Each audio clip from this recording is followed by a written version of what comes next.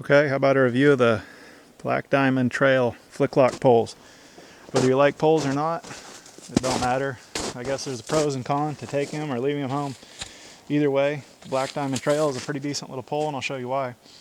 This pole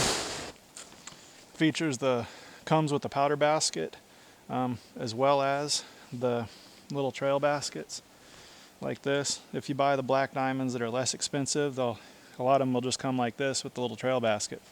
Just something to be aware of. These have the carbide tip. It's round. It tends to get a really good bite in the ice. I like these quite a bit. One of the reasons to pick the Black Diamond was that they had the FlickLocks. The FlickLocks are really nice in that they tend to hold really well. They're easy to adjust, but they won't slide until you get a huge amount of pressure on them. If they do, a lot of times what'll happen is they need a bit of adjustment. There's a Phillips head screw here that you can increase the tension just slightly, but after a couple of minutes you'll get it figured out exactly what you need. These particular poles are a 3-piece. If you take them all the way down, you're going to get this big, just so you're aware. I'll get the measurement and an annotation. This particular pole set, the Black Diamond Trail, has a couple of things. It's got a nice wide wrist strap. Here, I'll show you. The thing I like about this wrist strap is basically that I don't like having something real heavy wrapped around my wrist. I like being able to get into and out of it pretty easy.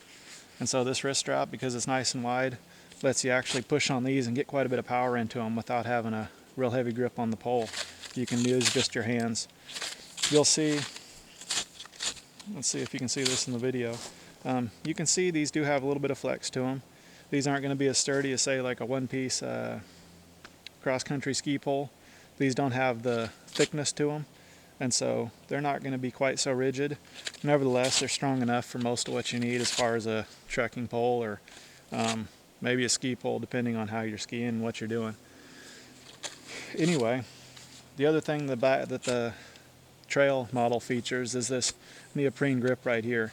One of the things that this is really nice for is just because when you change from a downhill to an uphill, or if you change your speed, sometimes it's nice to have a little bit different length of pole. And so this right here, rather than having to stop and change your poles, readjust the settings on the pole, this lets you just choke down on the pole a little farther. And so especially for some of the up and down, little bit of hilly cross-country type stuff, this is real nice.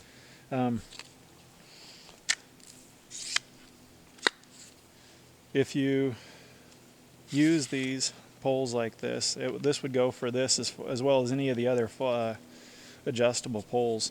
If you keep a set like this, they're I don't know if I mentioned, they're 1 pound 4 ounces, or just shy of that, 19 3/4 ounces on my scale.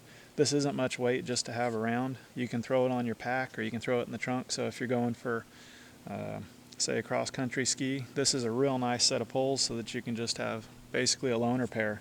In case somebody else forgets theirs, this can keep them going without ruining their trip. Even if you've got somebody that's smaller statured, it doesn't matter, you can still adjust it for them. The FlickLocks so far have done really well in the cold. I haven't really used them in wet and mud, but they tended to hold their adjustment really well. That's about it. If you're looking for a set of poles, the Black Diamond Trail seems to be a real nice model. That's the basic things I like about it. And I really have no major complaints as far as they go. There's lighter poles, but you're going to be sacrificing a little bit in the way of the wall thickness of the aluminum and some strength. That's about it. Take a look and see what you think. Have a nice day.